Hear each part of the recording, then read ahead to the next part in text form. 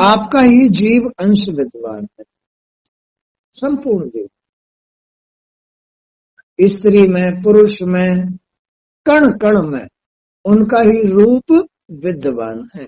चाहे वो पशु हो, पक्षी हो, वृक्ष हो या जलचर जीव, कोई भी हो, सबके अंदर वही विद्वान है।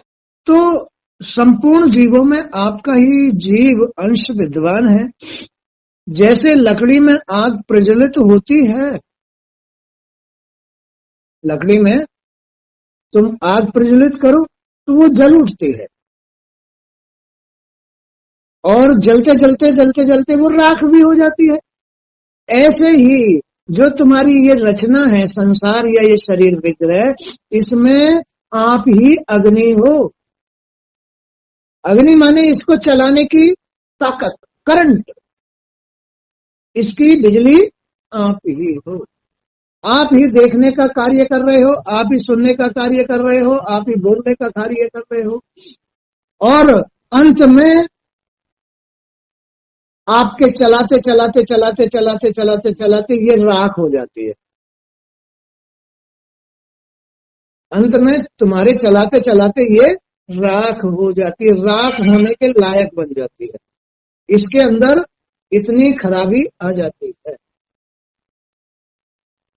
कोई भी चीज है, हवाई जहाज है, रेलगाड़ी है, बस है, ट्रक है, कार है, स्कूटर है, मोटरसाइकिल है, सब उन्होंने ही बनाया है।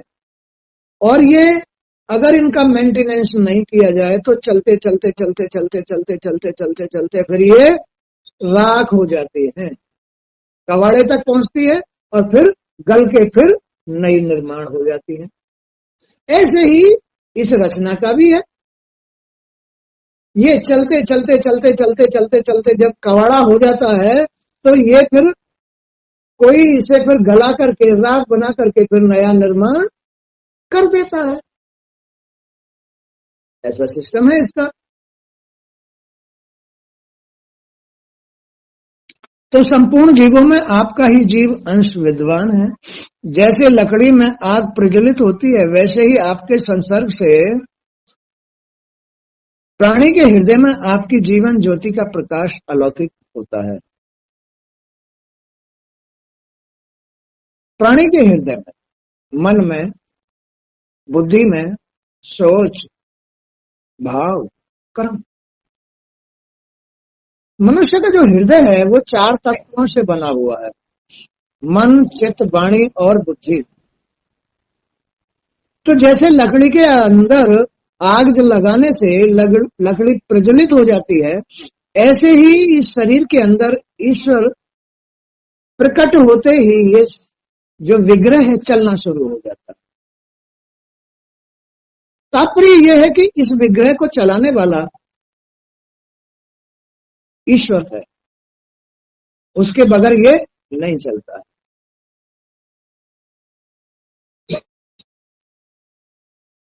आपने ही अपनी माया से ये सारा प्रपंच रचकर जगत का निर्माण किया, अपनी माया से, क्रियाओं से। पहले उन्होंने माया को धारण किया, अपने आप को और व्यक्त किया, पृथ्वी में व्यक्त किया, आसमान में व्यक्त किया, जल में व्यक्त किया, वायु में व्यक्त किया, और फिर इनसे भगवानों का निर्माण किया, ब्रह्मा का निर्माण किया, विष्णु का निर्माण किया, शंकर भगवान का निर्माण किया। फिर इनमें से ही एक सांसारिक जीव का निर्माण किया, सांसारिक जीव का निर्माण किया। सांसारिक जीवों में एक स्त्री बनाई, एक पुरुष बनाया। उस रचनाकार ने ही देखो कितना काम किया। और फिर एक स्त्री और पुरुष से फिर इतना बड़ा संसार बसाया। तो तात्पर्य ये है कि एक ईश्वर ने ही इतना बड़ा संसार रच डाला है। संसार में जो भी खाद्य सामग्री है या साधन भोग सामग्री है, सब एक ईश्वर से ही प्रकट होती है, एक ईश्वर में ही बनती है।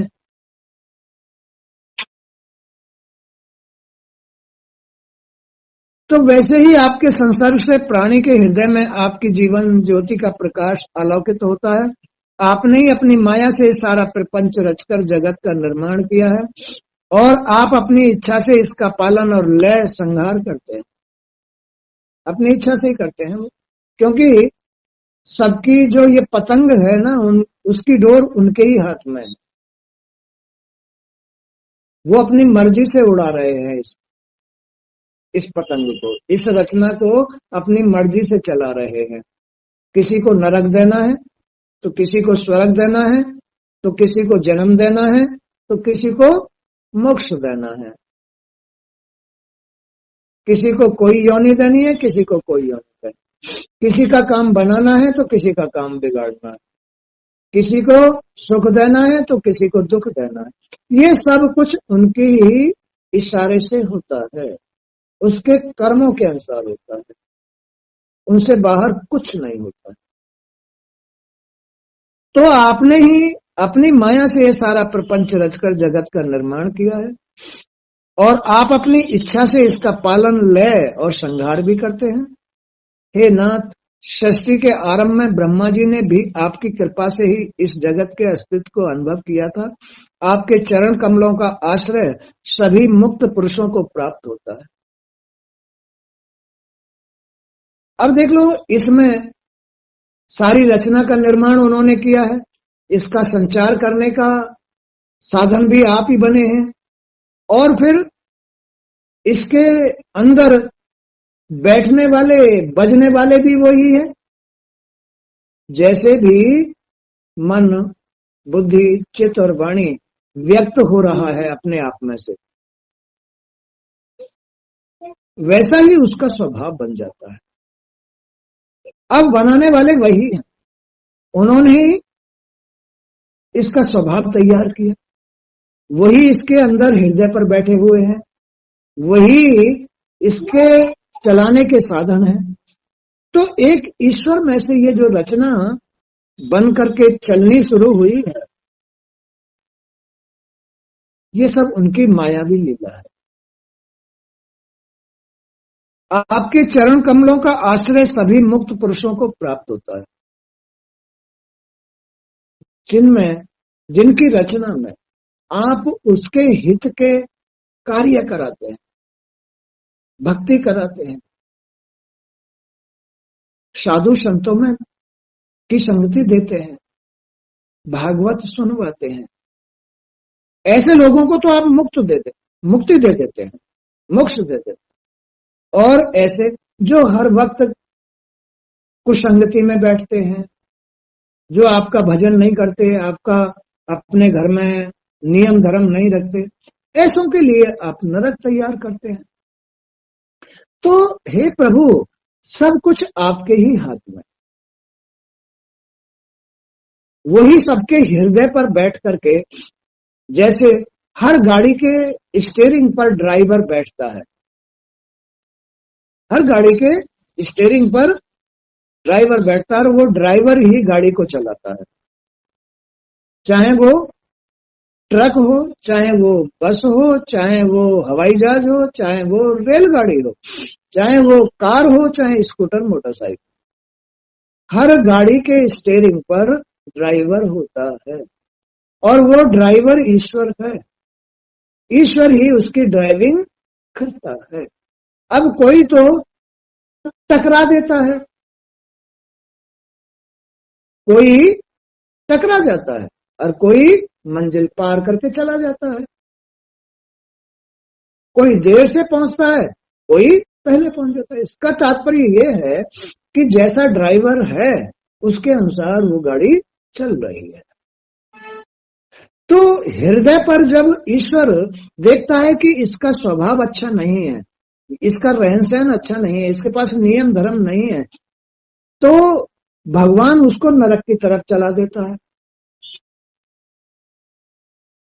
भगवान उसको नरक की तरफ, कष्टों की तरफ चला देता है। और जिनके पास नियम है, धर्म है, जिसमें भाव भक्ति है, उन्हें भाव मोक्ष की तरफ चला देता है, उन्हें ईश्वर मोक्ष की तरफ चला देता है। और उससे ही इसकी इस रचना का मोक्ष होता है या बार बार जन्म होता है, तो उसके अनुसार ही होता है।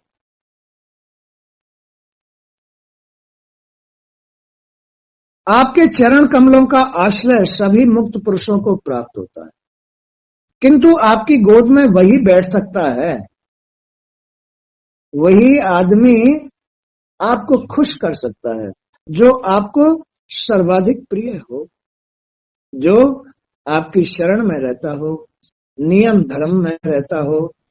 आपको केवल वही प्राणी प्रिय होगा।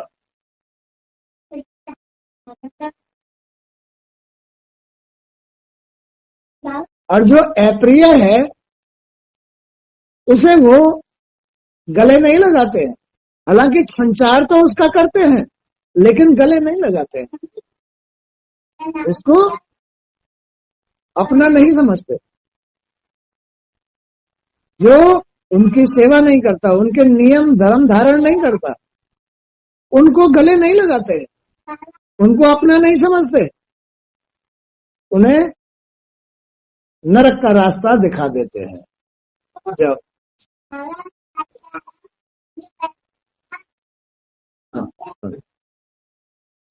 उसे नरक का रास्ता दिखा देते हैं।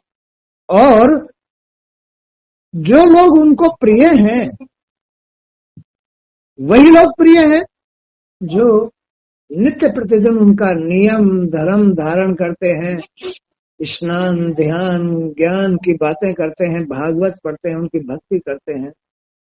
ये विग्रह तैयार है, ये रचना तैयार है, इसमें वही चल रहे हैं, इसमें वही सब कुछ देख रहे हैं। देख लो तुमने कौन सा रास्ता अपनाया हुआ है, नरक का रास्ता अपनाया हुआ है या भगवान की शरण में या अपने घर जाने का रास्ता अपनाया हुआ है।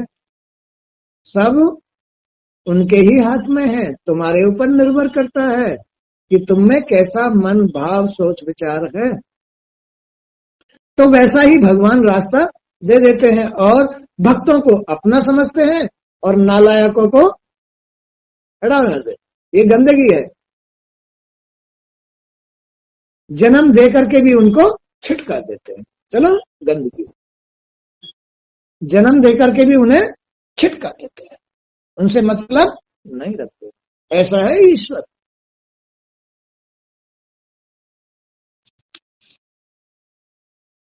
किंतु आपकी गोद में वही बैठ सकता है जो आपको सर्वाधिक प्रिय है। हे दीन बंधु, मुझे अपनी गोद में स्थान दीजिए, मुझे अपना भक्त बना लीजिए। प्रभु, मेरे मन में आपकी गोद में बैठने की इच्छा है, आप जो कहेंगे मैं करूंगा। आप मुझे मदद कीजिए और मैं आपकी शरण तक आ सकूं। मैंने आज तक जो भी अच्छी बुरी साधना की है आपकी गोद में स्थान पाने के लिए ही की है। हे प्रभु, इस नश्वर शरीर के भोगों द्वारा मिलने वाला सुख मनुष्य को नरकगामी ही बनाता है। जितना आदमी सुख ढूंढ रहा है ना, सुख ढूंढ रहा है, उतना ही नरकगामी बन रहा है। इस रचना में केवल तपस्या ही श्रेष्ठ है, साधना ही श्रेष्ठ है। इस रचना के साथ केवल एक ही स्थिति श्रेष्ठ है, इसे भगवान की सेवा में लगाओ।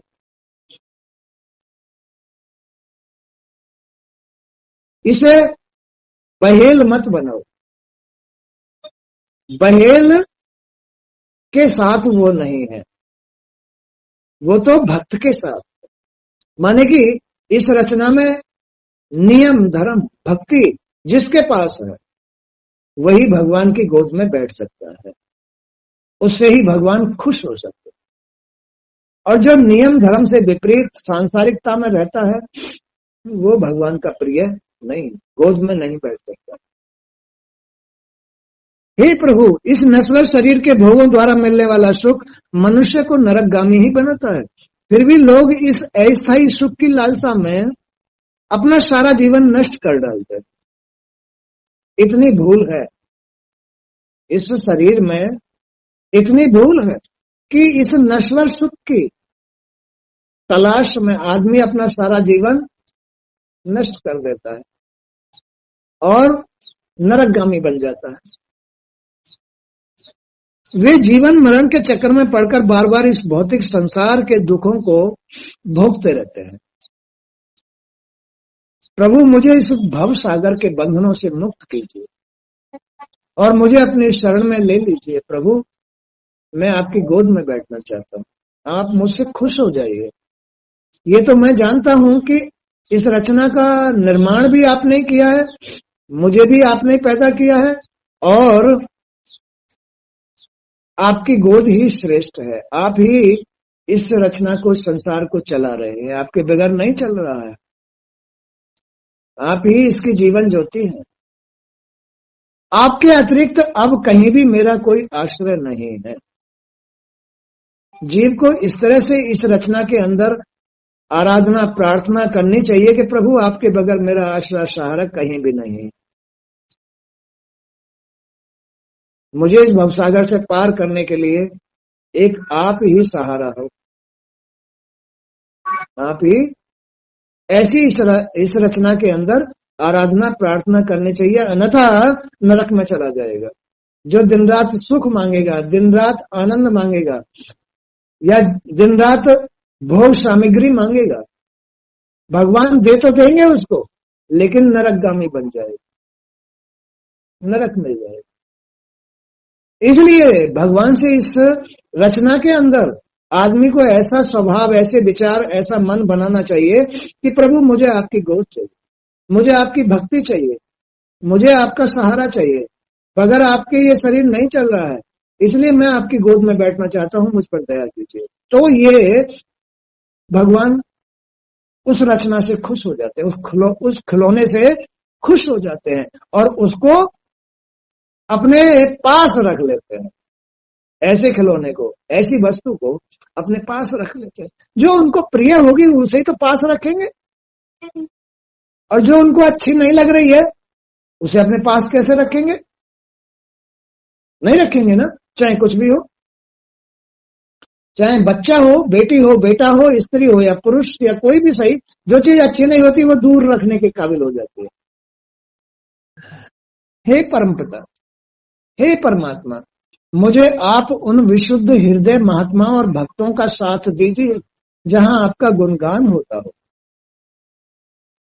मुझे आप उन विशुद्ध हृदय महात्माओं भक्तों का साथ दीजिए जो अविच्छिन्न भाव से आपके हृदय में वास करते हैं, जो आपकी भक्ति करते हैं। मुझे ऐसे लोगों का, ऐसे भक्तों का मुझे साथ दीजिए। मैं उनके साथ जीना चाहता हूं, जहां दिन रात आपका गुणगान होता है, जो आपकी गोद में बैठने के लायक हैं। तो मैं उनसे सीख करके आपकी गोद में बैठ जाऊं, उनसे ज्ञान ले लेकर के, उनसे शिक्षा ले लेकर के, उनसे वो कैसे स्वभाव के हैं, कैसे मन के हैं, कैसी सोच बुद्धि के हैं, उनके अनुसार परिवर्तन लेकर के मैं आपकी गोद में बैठने के लायक बन जाऊं। प्रभु मुझे ऐसे भक्तों का, ऐसे साधकों को साथ दे दीजिए। बगैर उन्हें देखे हुए मैं कैसे परिवर्तन लूंगा? आप क्या कहना चाहते हैं मैं समझ नहीं पा रहा हूं, लेकिन ऐसे भक्तों का अगर मुझे साथ आप दे दो तो मैं उसको देख देख करके, सुन सुन करके आपकी गोद में बैठने के लायक बन जाऊं। हे प्रभु, अब मुझे किसी माता पिता, भाई बहन, स्त्री पुरुष, घर बार और मित्र की चाह नहीं है। अब नहीं, अब मेरी समझ में आ गया, सिवाय आपके कोई दूसरा सहारा साथी नहीं, आप ही मेरे सहारे हो। ये तो संसार का मोह का बंधन है। नहीं नहीं प्रभु, अब मेरी समझ में आ गई, अब मेरी समझ में आ गई बात कि इस संसार में कोई किसी का साथी नहीं है। अगर साथी है तो आप हैं। आप ही हर जीव के सहारे हैं। कोई आपको पहचानता है, कोई आपको नहीं पहचानता है, कोई आपकी भक्ति करता है, कोई नहीं करता है। ये भी सब आपकी ही मर्जी है। आप उसके ही स्वभाव के अनुसार, उसकी कर्म क्रियाओं के अनुसार ही उसका नरक, स्वर्ग और मोक्ष निर्मित करते हैं। प्रभु जो आपके मन के लायक है उसे आप अपनी गोद में बैठाते हैं, और जो आपके मन के लायक नहीं है उसे आप छिटका देते हैं। इसलिए प्रभु मैं तो आपकी गोद में बैठना चाहता हूं, मुझे अपने से दूर मत कीजिए। मैं तो केवल इस चराचर सृष्टि के विश्व रूप आपको ही जानता हूं, बस सिर्फ आपको ही जानता हूं कि आप मेरे हैं। मुझे मालूम है कि आपसे परे कुछ भी नहीं है, सबके रचनाकार आप ही हैं। मात्र शून्य की ही सत्ता है, आपकी ही सत्ता है, आप में ही, आप में ना तो कोई चाह है, ना कोई विकार है, ना कोई जरूरत है, ना कोई खाना है, ना सोना है, ना पहनना है, ना गाड़ी की जरूरत, ना हवाई जहाज की जरूरत। ये सब साधन आपने इसमें से, संसार में से तैयार किए, आपने तैयार किए हैं। और तैयार करने के बाद आप फिर भी निष्काम हो गए। ये तो सब जरूरत इस जीव ने अपना ली और आपकी तरफ से मुंह फेर लिया। आपने जीव के लिए ये जो साधन बना दिए, इन साधनों में जीव बौर आ गया, अहंकार में आ गया, इनसे भ्रमित हो गया। आपने उस जीव के लिए, आपने तो अपना कार्य किया, आप तो अनंत हैं, आप तो इस सृष्टि के रचयिता हैं, आप तो इस संसार में उत्पत्ति के स्रोत हैं। लेकिन जीव इन साधनों को अपना अपना करके अहंकार में हो गया, इसलिए वो आपसे दूर होता चला जा रहा है। प्रभु मुझे तो पता चल गया, मालूम हो गया कि सत्ता केवल शून्य की है। जिसके शरीर के अंदर शून्यता नहीं आई, शून्यता, वो आपकी गोद में बैठने के लायक नहीं है। और जिसके अंदर चंचलता आ गई, हवाई जहाज में बैठने की, रेलगाड़ी में बैठने की, कार बंगला बनाने की, वो चंचलता आप पसंद नहीं करते हैं, बस उसको ही नरक की तरफ रास्ता दिखा देते हैं, उसे आप अपनी गोद में नहीं बैठाते हैं। आपकी गोद में बैठने वाला तो जैसे आप हैं, बस आपको अपने जैसा ही अच्छा लगता है।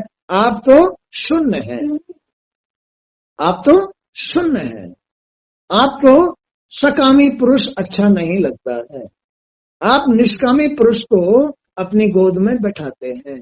ये मैंने जान लिया। तो मुझे मालूम है कि आपसे परे कुछ नहीं है, मात्र शून्य की ही सत्ता है। वह शून्य की सत्ता भी आपके हृदय में स्थित है। मुझे भी उस शून्य में स्थान दे दीजिए प्रभु, मैं भी आपकी गोद में बैठना चाहता हूँ, मैं भी आपकी गोद में बैठना चाहता हूँ। वो सत्ता मुझे भी दे दीजिए, वो शून्यता मुझे भी दे दीजिए। मुझे ये संसार अच्छा नहीं लगता है, मुझे ये साधन अच्छे नहीं लगते हैं, मुझे आपकी शरण अच्छी लगती है, मुझे आपकी भक्ति अच्छी लगती है, मुझे सत्ता अच्छी लगती है। मैं आपका यजन भजन आपके अनुसार रहना चाहता हूँ प्रभु, मैं बौराना नहीं चाहता। प्रभु मुझे अपने दर्शन दीजिए। नाथ, आप अपनी अखंड चिन्मयी दृष्टि से बुद्धि की सभी अवस्थाओं के साक्षी हैं। हर जीव की बुद्धि के साक्षी वही है, वही तो निर्माण कर रहे हैं। कोई तो नरक की तरफ बुद्धि वाला होता है, बड़ा इच्छाधारी, बड़ा व्यसन धारण करने वाला, काम वासनाएं धारण कर, ये सब बुद्धि है। तो जिसकी बुद्धि जैसी है, निर्णय हो गया। तो हे नाथ, आप अपनी अखंड चिन्मयी दृष्टि से बुद्धि की सभी अवस्थाओं के साक्षी हैं और सदैव मुक्त शुद्ध सत्य के प्रतीक हैं। आप ही चलाने वाले हैं, आप ही सबकी बुद्धि तैयार करने वाले हैं, और आप ही ये फैसला ले लेते हैं कि ये तो नरक, ये नरक में जाएगा, ये स्वर्ग में जाएगा, ये मोक्ष होगा।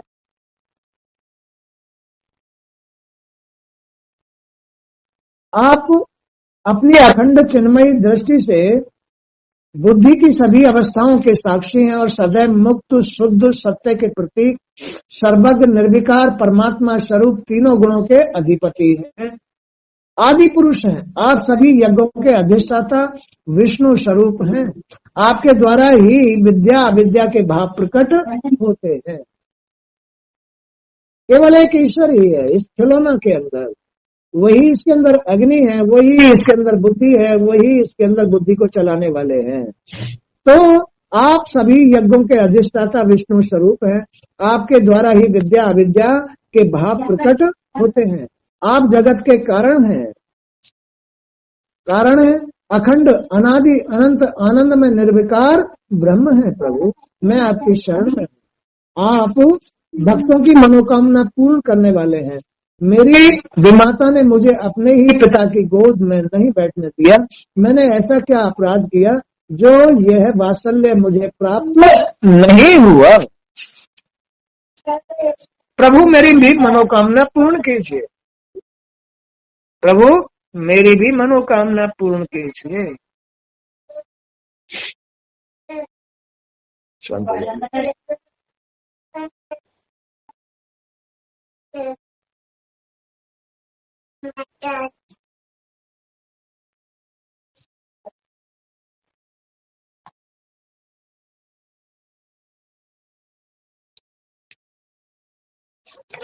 दोनों ले लेना जाओ।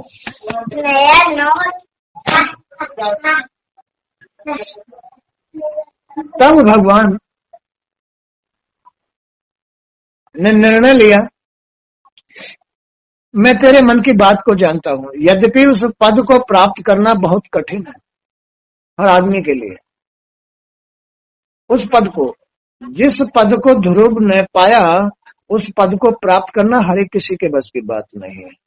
तो भगवान यही कह रहे हैं, यद्यपि उस पद को प्राप्त करना बहुत कठिन है, तो भी मैं तुझे वह पद देता हूं, क्योंकि मैंने तेरी इस अवस्था के अनुसार जो तेरा स्वभाव या तेरा भाव है वो बड़ा श्रेष्ठ है। तुझे कण मात्र भी संसार की जरूरत नहीं है सिवाय मेरे। इसलिए मैं जिस पद को तुझे दे रहा हूं वो पद हर आदमी प्राप्त नहीं कर सकता। आ मेरी गोद में बैठ। भगवान की गोद में हर आदमी नहीं बैठ सकता, उसे मैं तुझे देता हूं। उस लोक के चारों ओर ग्रह नक्षत्र और तारागण निरंतर चक्कर काटते रहते हैं। अन्य लोगों का नाश हो जाने के उपरांत भी वह लोक स्थिर रहता है। धर्म, अग्नि, कश्यप और शुक्र आदि नक्षत्र सप्त ऋषियों सहित जिस लोक के चक्कर काटते रहते हैं वह ध्रुव लोक है। मैं तुझे वही देता हूं, परंतु मेरी लौकिक भोग की कामना अभी शेष है, वह भी मैं तुझे देता हूं। तो इस तरह से इस सृष्टि का रचनाकार निर्माण करने वाला एक ईश्वर है। आंखों के सामने भी जो सृष्टि है उन्होंने ही इस सृष्टि को रचा। जो रचना तुम्हारी हमारी स्त्री पुरुष की है ये भी उन्होंने ही रची, और इसके अंदर वही लीला कर रहे हैं। वही आंतरिक मन बुद्धि चित्त वाणी, और वही इस पर आकर के विराजमान होते हैं। वही नरक में ले जाने वाले, वही स्वर्ग में ले जाने वाले, वही मोक्ष कराने वाले, वही परम पद देने वाले, सब कुछ वही करता धरता है। तो इस रचना को जो भगवान कहते हैं कि जो मेरी उत्पत्ति है जितनी श्रेष्ठ होती है वो मेरे लायक होती है। मैं अपना भोग भी लगाता हूं तो श्रेष्ठ वस्तुओं के साथ ही लगाता हूं। मैं श्रेष्ठ वस्त्र ही धारण करता हूं, मैं श्रेष्ठता ही धारण करता हूं, मैं श्रेष्ठ लोगों के साथ ही राश करता हूं।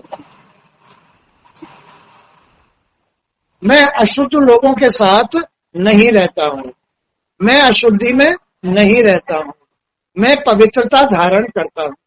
मैं पवित्र भाव वाली गोपियों को ही अपना समझता हूं, उनके साथ ही रास करता हूं। मैं सत्य हूं, मैं शांत हूं, मैं शून्य हूं, मैं शून्य हूं, मेरी कोई इच्छा नहीं है, सब मेरा अनुभव करते हैं, सब मुझसे ही आनंद लेते हैं, मैं शून्य हूं, मेरी ही शून्य की सत्ता है, मेरी ही सत्ता है। सब गोपी गोप गोपिकाएं ग्वाल बाल पूरा संसार मेरी सत्ता से, मेरी शून्य सत्ता से ही अनुभव आनंद करता है। मैं निष्काम भावी हूं, मैं सबका हित हूं, मैं ही रचनाकार हूं, मैं ही अंतर्यामी हूं। इस तरह से भगवान ने ध्रुव को स्पष्ट किया। ये सब कुछ जो गुणगान ध्रुव ने किया, ये सब उन्होंने ही कराया, उसको परमपद देने के लिए, उसको परमपद देने के लिए, उसकी अवस्था के अनुसार भाव भक्ति को देखकर भगवान ने उसको ये ज्ञान दिया और उसे परमपद पाने का अधिकारी बना दिया। ऐसे है भगवान, वही सबके आधार और वही निर्माण करता, वही सब कुछ है, उनसे परे दूसरा कोई नहीं है। आज का सत्संग भी यहीं तक। जय श्री कृष्ण। गुरुदेव वासुदेव आपकी। हरि ओम शरणम, हरि ओम शरणम।